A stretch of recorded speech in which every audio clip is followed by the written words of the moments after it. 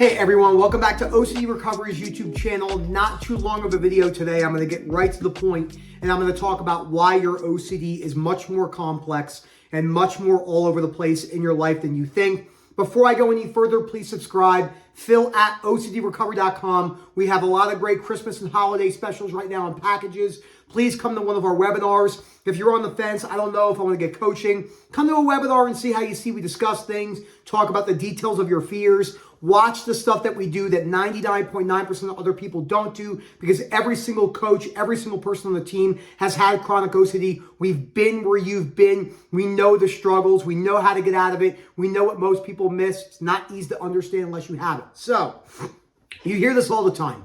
I just have POCD. I just have sensory motor. I have a couple compulsions. I'm going to be very honest with you. If you're coming in to see me in your mid-20s, just use as an example, doesn't matter what the age is, your OCD at the chronic level is everywhere. It's in how you communicate. It's in your work ethic. It's in how you rush around with low frustration tolerance. It's in your hobbies, your avoidance behaviors, your communication with your family members, your loved ones. It's not just what you think. And it takes a long time to realize that. Right now, we're living in an instant gratification age. It's not really anyone's fault. It's just a product of the environment. You hear people, you get a lot of, every generation yells at the younger generation, oh, they only knew. But this time, it's probably worse than ever. And every generation says that, but I'm kind of in that generation, and it's worse than ever. We're losing the ability to critical think, and not in an OCD sense. We have the lowest frustration tolerance of any generation probably ever, because of the byproduct of our environment and technology and where we live. Again, not anyone's fault, but you have to be aware of it, or you're going to be sucked in alive by the depths of OCD, thinking it's only just my sensory motor fears. So what do I mean by your OCD is everywhere? I don't know that many people on this planet that coach more people than me. All right, outside of Rob. Take away Rob. Because he invented OCD recovery, in my opinion. Robust, long-term OCD recovery and not ups and downs and maintenance and mantras. So what do I see every day? And I work with a lot of people all over the world. How they communicate with their family members and their friends has been a big problem way before their OCD has become chronic. How they go about driving, their road rage. How they go about jumping around from indecision to decision to indecision to decision.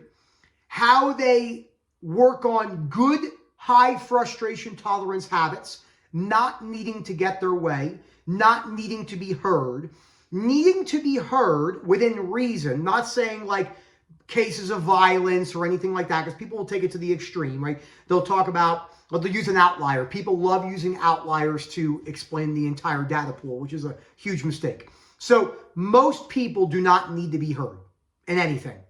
And I don't mean that in a diss to the person, their communication style, which is a belief system. There's no such thing as a communication style without a belief. You have a belief and then you operate off that belief through a communication style.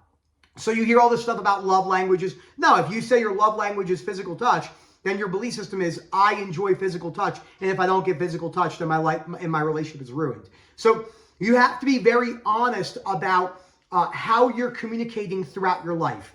A lot of people that come in, they say, oh, I can't seem to do this. It's because they've never practiced skills for their entire life to get them to where they want to be. So what are good ways to look at where you are in your journey? By being very realistic with yourself.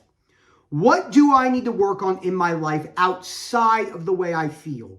That could be, maybe I speak up too soon. Maybe I think people must listen to me. I mean, when you look at people who are always yelling about needing to be heard or needing to be, listen to me, no, this is my way. Usually their life structure and their life in general is fucked. It's a complete mess. I rarely see someone that and I say, wow, that person's calm, level-headed, is a good communicator, is decently balanced with most things in their life, yet they're always screaming about me needing to be heard. So it goes way beyond just your OCD and anxiety. And many people have heard me use that statement. It goes way beyond the boundaries of your OCD and anxiety. It does. It's many things in your life. So you got to be realistic about this. Your OCD is more than likely everywhere, which shows you why it's going to take you quite a long time to recover from this disorder. Phil at OCDrecovery.com. Please don't sit in silence. Again, message him. Just check out the packages and hope to see you soon. Have a good one, everyone.